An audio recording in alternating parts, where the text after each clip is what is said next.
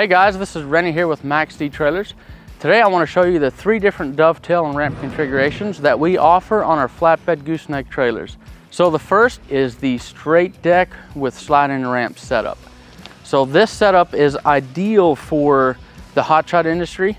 If you're going to be hauling something like pipe or pallets where you need the full length of the trailer to be flat, this is the setup. We include these sliding ramps so that if you do happen to run into a load where you need to haul a truck or a tractor or something of the nature, it can do it. However, I will say, if you know you're going to be hauling a lot of equipment, this is not the most ideal setup. This is designed to do it in case you need it, but it's not designed with equipment in mind. These ramps, they're 8 foot long. You get a little bit of a steeper approach angle than what you do with the back 2 trailers, and then your pivot point is a little more harsh as well. On top of that, these ramps are manageable. They are a little heavy, so they slide right into these pockets. So one more pro to this ramp configuration, it costs about $1,900 less than the fold-over ramp configuration and about $5,000 less than the hydraulic dovetail. So it's a little more affordable. And again, if you're just getting into the hotshot industry, you're not quite sure what you're going to be hauling, this is a good way to do it. This is a good hotshot entry trailer. So next up, we will cover the MAXX-D fold-over ramps. With this configuration, you have a 5-foot dovetail with a 5-foot fold-over ramp that covers the full width. So you can load your narrow tracked equipment, also your wide tracked equipment. A nice feature on these ramps is they are spring loaded both ways. So although they look very heavy, and they are heavy, they're built to haul a lot of weight, they're spring loaded on the way up and on the way down, which seriously makes it easier to handle. You can see that it's spring loaded. It actually doesn't even fall down. The springs are just very nice on this setup. You can lock this in, put your pin that's attached to the ramp with the cable so you don't lose it. So this ramp is now secure. However, to reduce the rattle, we've also included this latch here that'll suck it down. It makes it a little bit quieter go down the road. We all know how noisy these get. Another nice feature to this ramp setup, this bar that locks it in place, we'll undo this, undo our latch here. This bar is multi-positional. So if you need a little bit more real estate than what you have on the trailer, depending on how long this is a 32-foot overall. So this would be a 27-foot flat deck with a 5-foot dove. If you have something like a tractor with a brush hog and you need a little bit more real estate than what you've got, you can stand this ramp up. So again, you put your pin in place, and now you can load basically to the end of your trailer here, and your lights are still visible from the back. So it meets all DOT regulations. As you can see, this is a really good loading option. You can load your tractors, your skid steers, pretty much all of your equipment. So one nice thing about this configuration is the location of this final cross member in relation to the top of the bed is very, very important. A lot of competitors, what they'll do, they'll weld this cross member about 3 to 4 inches lower than the top of this bumper, which seems fine until you load a skid steer or something with tracks on it. And then when you climb up on the dovetail and you get to that final bumper, you have to climb that ledge, and you're sitting there doing the teeter-totter. So in a little bit, we'll load the skid steer up and we'll demonstrate how having the cross member further up, closer to the bumper, really makes the difference. But the final piece to the puzzle, the thing that really ties this in and makes it about the ultimate loading option, is when it's laying down, this is flat with the bed of your trailer. So again, if you need to haul pipe, and you can stick over on the ramps, and that's fine. If you need to haul pallets, you can load them on top of the ramps, and that's all good. I would say really the only con to this versus the sliding ramps is that, as I mentioned previously, this costs about $1,900 more.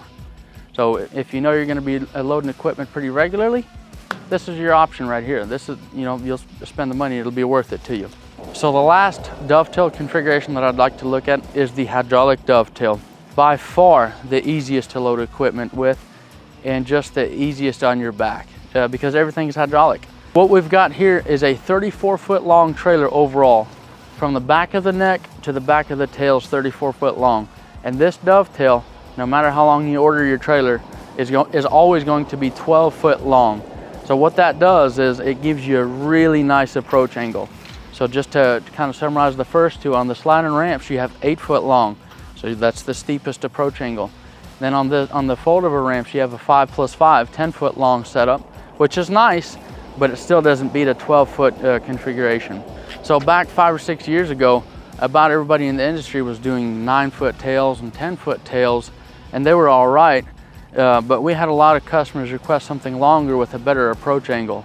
And the downside to a longer tail has always been your stick over from behind the rear axle to the back of the trailer. You can become too tail heavy, your trailer doesn't ride good, or if you've just got too long of a stick over, then when you're making a sharp turn, you'll swing and you'll knock something down. So what we did, we changed the way this pivots entirely. Previously, the pivot point was behind the tire here, with your 9 and 10 foot tails. What we've done here, we changed the pivot point in front of the back axle. So that way you can tilt your tail down, it won't interfere with your tires. So aside from the 12 foot tail giving you a really good approach angle, this configuration has one huge benefit that we haven't even really talked about yet, and that is this is all hydraulic powered. So you don't have to mess with any ramps, you're not lifting anything. As a matter of fact, this trailer comes with a corded remote that's always put in the front toolbox, and it also comes standard with a tough wireless remote. So this will work your hydraulic jacks, which this trailer is equipped with, and it'll work this tail. So you're sitting in the skid steer or back here, or whatever the case, wherever you are, you can just lift the tail with this remote. And you can see that the light bar here, the bumper, is spring loaded, and it folds underneath the trailer when you're in the down position so that it doesn't damage your lights. With the mechanism that we use here, we use a knuckle system that you have to bring the tail up past the break-even point, keep holding that button down, and then it'll suck itself back down. So once you hear that pump start to squeal, then you know that the weight is off your hydraulic system and it's now resting on the knuckle system, which is a beefy mechanism. This tail mechanism is rated to lift 10,000 pounds and haul 8,000 pounds. Overall, this is a really good system, especially if you're going to be hauling equipment. It's the easiest to load, no back braking involved ever. However, there is one potential con to this system, and that is for the stickers placed, the last half of this tail is not designed to carry any weight, and it's for a couple of specific reasons. The hoist mechanism ends right here, and that's where it needs to be able to lift the maximum amount of weight. And the other thing is, you really, with a configuration like this, you don't want a lot of weight on the last half of the tail anyways, because you'll get tail heavy and you're not going to ride as good. It becomes a safety concern real quick. So it's done intentionally in that way. So to summarize the hydraulic Dovetail configuration, it is designed for two things. One, ease of use. It all works off a wireless remote. And two, it's designed for equipment. This is the most stable for equipment and just the easiest to load overall. So really about the only potential cons to this trailer is the fact that you can't load weight in the back half of the tail, and the fact that it costs about $3 grand more than the fold-over ramps and about $5 grand more than the sliding ramps. So next, what I'd like to do is we're going to take this skid steer off of this trailer, and we're actually going to demonstrate loading it onto the hydraulic Dovetail versus the fold-over ramps. Now we're not going to load it on the sliding ramps. As I mentioned previously, that's for tractors and trucks if you need to.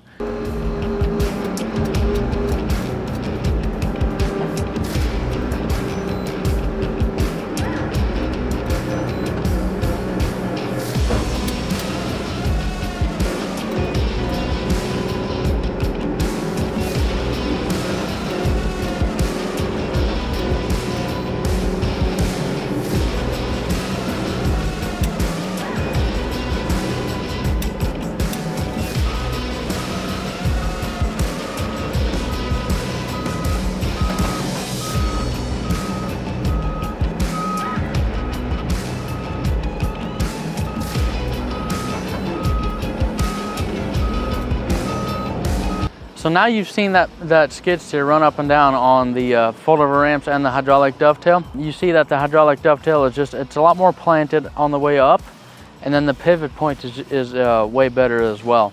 So to summarize all three of them, the straight deck with 8-foot sliding ramps is really good for hot shotters if you're going to be hauling something long or pallets, and you're not really going to be needing to haul equipment. Again, the ramps are there just in case you do. But I wouldn't recommend that if you know that you're going to be hauling equipment. So the pros to that is you get more flat deck real estate, and it's a little bit more affordable than these two options here. This middle one, the MAXX fold-over ramps, so it's a really good all-around option. It does about everything. That your deck is flat when they're folded down. You can stand them up, and you can run something with a brush hog or something a little bit longer. You can run it to the end of your trailer there. And they give you really nice support when you're loading equipment up there. That configuration costs about $1,900 over the flatbed with the sliding ramps. So it's nicer, but it's a little more expensive as well. Then we move on to the Cadillac trailers, the 12-foot hydraulic dove. So really good approach angle, makes your pivot point a lot smoother for when you're running tracked equipment over it. However, you can't load on the back half of the tail, and it is a little bit more expensive. This configuration costs about $3,000 more than the fold-over ramp. So if you're going to be hauling primarily equipment, this is the trailer for you. You don't want to be breaking your back lifting ramps and things. This is it. This makes everything super easy, but it isn't quite as versatile as the fold-over ramps are. So long pipes, pallets, good for the flat deck. Equipment, really good for the hydraulic dove. And the fold-over ramps is just a good, versatile, do-it-all setup. Go to MAXXDtrailers.com and find your nearest dealer.